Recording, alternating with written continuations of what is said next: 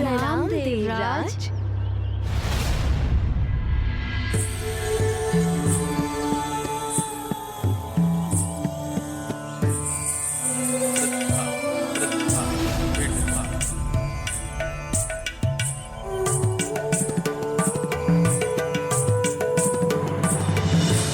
आदेश दीजिए देवराज।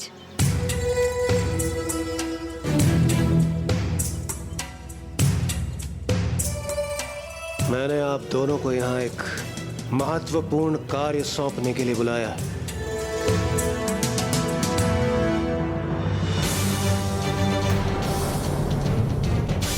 इंद्रदेव को युक्ति सूझी भी है तो उनके स्वभाव के अनुरूप राजा देवदास की परीक्षा हेतु उन्होंने स्वर्ग की 2 सर्वाधिक सुंदरियों को बुलाया है। उन्होंने मुझे आप दोनों के अपूर्व सौंदर्य से, आपके नारी सुलभ आकर्षण से एक पुरुष की परीक्षा लेनी है।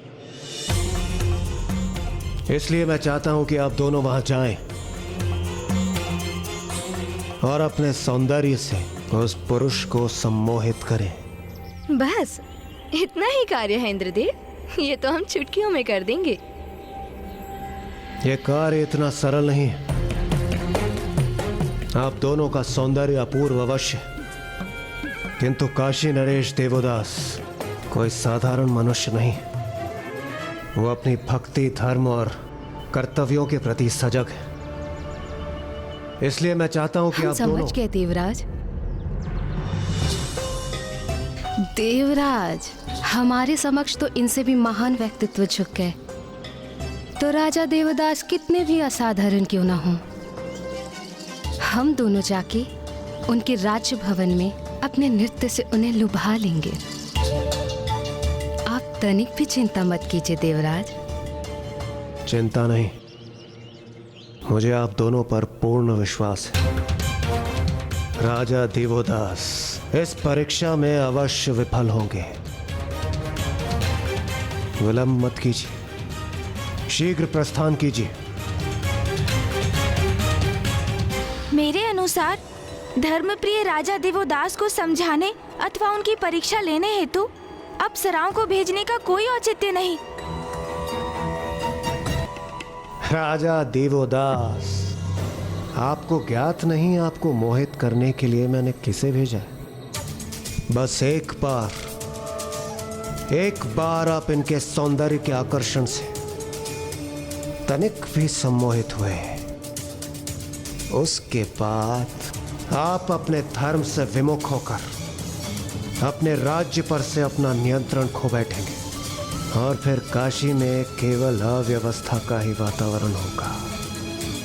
अपने राज्य में सुव्यवस्था स्थापित करने हेतु आप महादेव को पुनः काशी लौटने के लिए अनुरोध करने पर विवश हो जाएंगे। महाराज की जय हो। महाराज कोई अतिथि आपसे भेंट करने के इच्छुक है। महाराज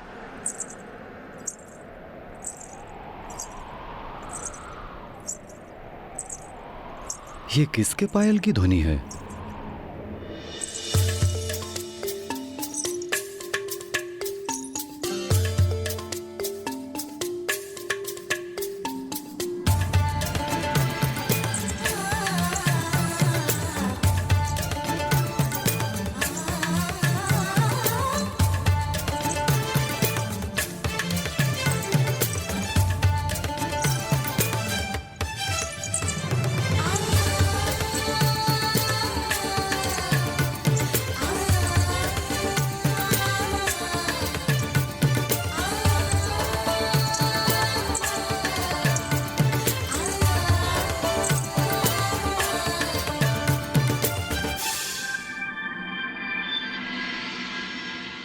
अरे अरे, प्रणाम महाराज देवदास।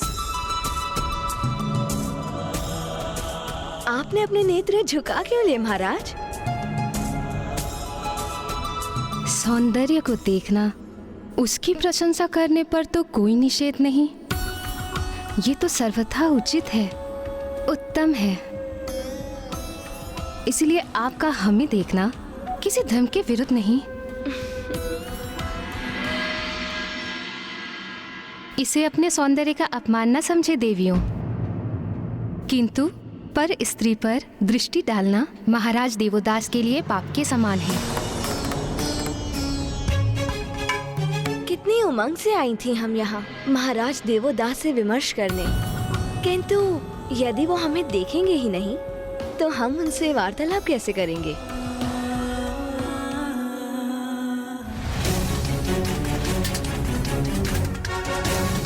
बस कुछ ही समय की बात है देवदास।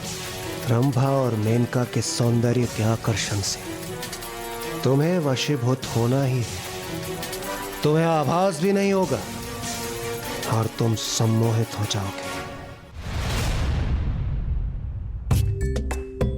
वे हमारे मुख को नहीं, हमारे चरणों की ओर देख रहे हैं, किंतु कोई बात नहीं, हमारे चरण ही पर्याप्त हैं इन्हें मंत्रमुग्ध करने के लिए।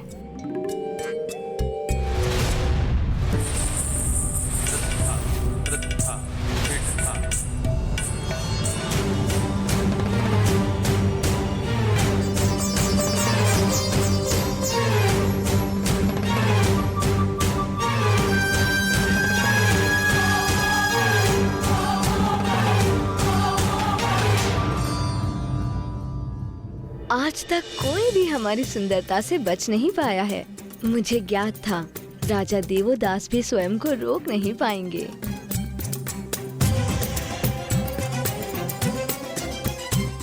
माताओं, मैं आपकी किस प्रकार सहायता कर सकता हूँ?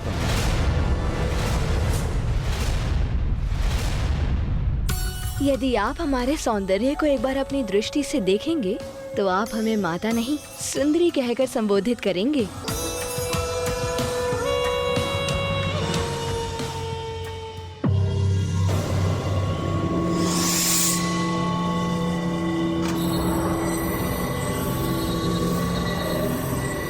पर्याप्त समय बीत चुका है।